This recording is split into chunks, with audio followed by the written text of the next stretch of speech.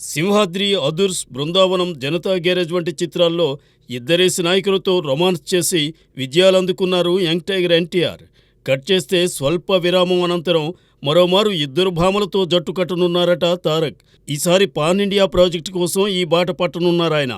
ప్రశాంత్ నీల్ దర్శకత్వంలో ఎన్టీఆర్ ఓ మూవీ చేయబోతున్న సంగతి తెలిసిందే. డ్రాగన్ అనే టైటిల్ పరిశీలనలో ఉన్న ఈ చిత్రం కోసం తారక్కి జోడీగా అలియా భట్, రష్మిక మందన్న నటించే అవకాశం ఉందంటున్నారు. కాగా ఆగస్టులో ఈ క్రేజీ ప్రాజెక్ట్ సెట్స్ పైకి వెళ్లనుంది. ప్రస్తుతం ఎన్టీఆర్ దేవర చిత్రంలో నటిస్తున్నారు. కొరటాల శివ డైరెక్ట్ చేస్తున్న ఈ పాన్ ఇండియా వెంచర్ 2 భాగాలుగా రూపొందుతోంది. ఇందులో తారక్కి జంటగా జాన్వీ కపూర్ నటిస్తోంది. కాగా తాజాగా ఈ సినిమాకి సంబంధించి థాయిలాండ్లో ఎన్టీఆర్ జాన్వీపై ఓ రొమాంటిక్ సాంగ్ని పిక్చరైజ్ చేశారు. అదయ్యాక తారక్ హైదరాబాద్కు తిరిగి వచ్చారు.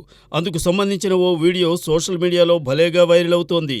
సదరు వీడియోలో ఎన్టీఆర్ చాలా ఫిట్గా, స్టైలిష్గా ఉన్నారంటూ ఫ్యాన్స్ కామెంట్ చేస్తున్నారు.